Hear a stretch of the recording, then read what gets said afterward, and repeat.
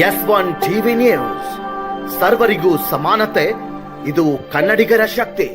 DCC bank labour union ಸಂಘದ ಅಧ್ಯಕ್ಷ ನಿಂಗಪ್ಪ ಕರೆನ್ನವರ ಮೇಲೆ ಹಲ್ಲೆ.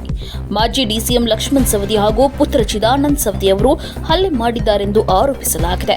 ಮನೆಗೆ ಕರೆಸಿ ತಲೆಯಿಂದ ರಕ್ತಸ್ರಾವವಾಗುವಂತೆ ಹೊಡೆದಿದ್ದಾರೆಂದು ಆರೋಪ. ಚಿಕಿತ್ಸೆಗಾಗಿ ಸ್ಥಳೀಯ ಆಸ್ಪತ್ರೆಗೆ ದಾಖಲು. ಅಥಣಿ ಪೊಲೀಸ್ ಠಾಣೆಯಲ್ಲಿ ಪ್ರಕರಣ ದಾಖಲು. ವರದಿ ಹಾಶಂ ಬಿಕಿ.